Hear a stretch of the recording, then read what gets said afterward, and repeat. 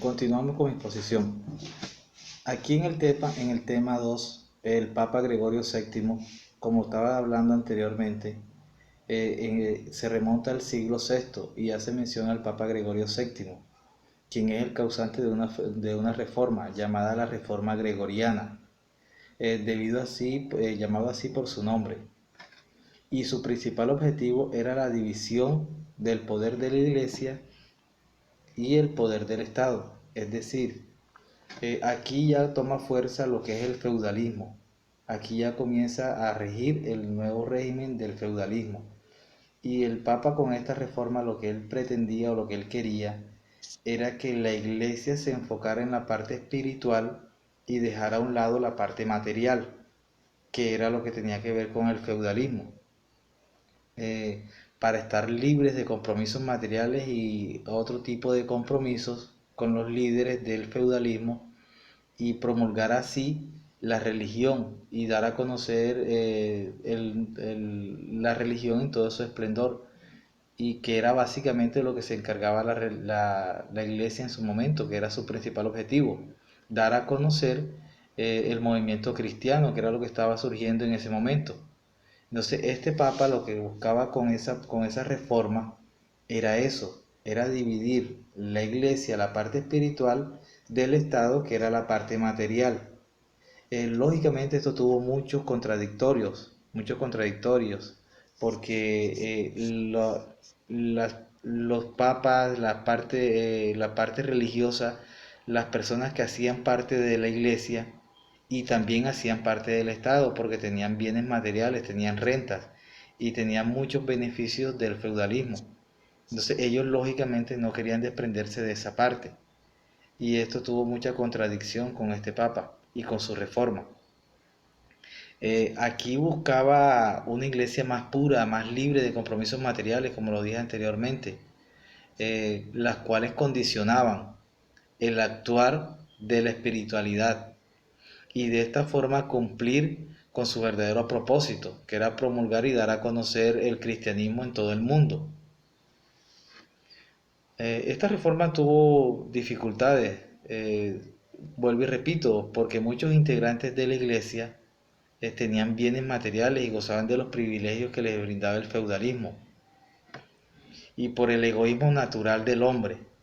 Esto fue un gran obstáculo para esta reforma gregoriana, pero también fue considerado una nueva oportunidad debido a que se reactivó el comercio. Aquí en el feudalismo, anteriormente, cuando los pueblos bárbaros invadieron el pueblo romano y el feudalismo comienza a nacer, tomaron unas medidas, cerraron el comercio marítimo, y esto conllevó a una crisis económica. Cuando ya están en esta parte, en esta reforma, en esta época de la historia, se reactiva nuevamente el comercio, comienza el desarrollo de la burguesía, el surgimiento y desarrollo de la burguesía, las ciudades comienzan a fortalecerse, y en este momento, en esta época en donde surge la ciencia a influir en la humanidad, y comienzan a hacer los estudios partes de la humanidad, aunque no de forma constante, porque era algo intermitente, pero ya comienzan a aparecer sus inicios. Ya aquí comienza el estudio a tomar una fuerza, porque ya comienza el comercio a reactivarse, el fortalecimiento de las ciudades. Comienzan a venir personas de otras partes, de otras regiones, de otros territorios, comienzan a traer conocimiento nuevo, y aquí se comienza a nacer una nueva oportunidad para el estudio, para el conocimiento.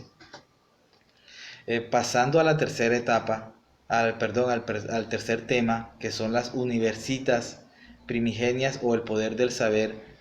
Aquí ya en esta unidad, bueno, antes de comenzar quiero hacer una claridad de lo que yo leí, de lo que yo entendí.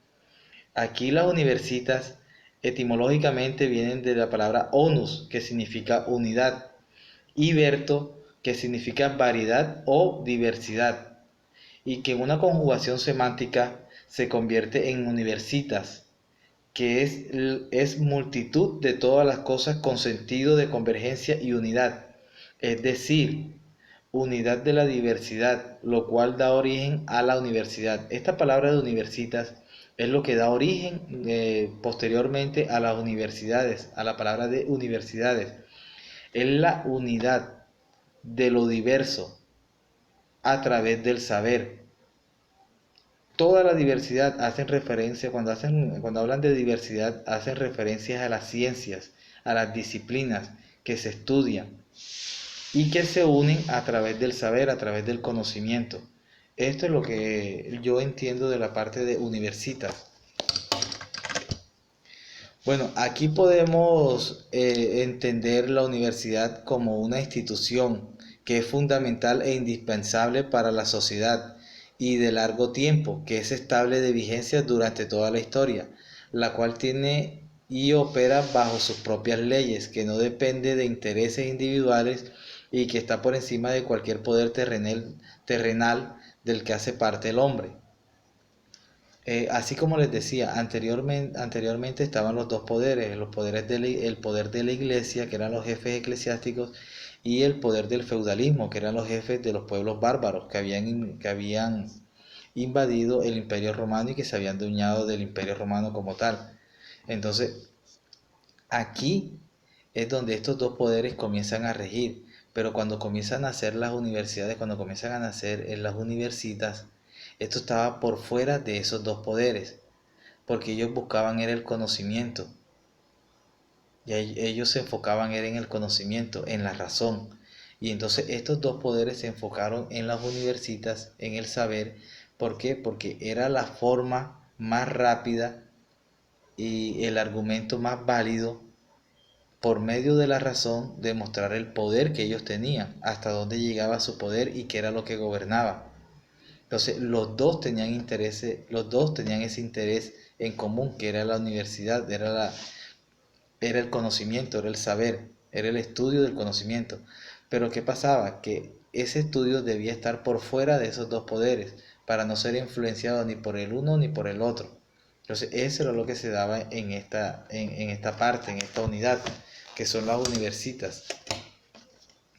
Debido a esta reforma gregoriana, la cual fue principal causa para que se generara el poder del saber, el cual fue el efecto derivado de esta reforma y la lucha o división de los poderes de la Iglesia y del Estado. Gracias a esto nace un nuevo género literario, al estilo o parecido al ensayo moderno, el cual tenía un carácter doctrinal y polémico y que le da un nuevo camino a seguir a la cultura del siglo XII. Con ello da estímulo a las primeras universidades que aparecieron en este siglo y que fueron fundadas por los laicos, y las cuales fueron la Universidad Ravera, la Universidad Babilonia y la Universidad París. Estas fueron las tres primeras universidades que nacieron en esta época, a mediados del siglo XII. Aquí nacieron las tres primeras universidades y nacen luego de una lucha de poderes, gracias a una lucha de poderes. Gracias a este enfrentamiento de estos dos poderes es cuando comienza a nacer el estudio y cuando comienza a tomar fuerza, cuando nacen estas tres universidades. Estas fueron las primeras fundadas y dedicadas al estudio jurídico. Solamente se basaban en dos partes, el derecho romano y el derecho canónico.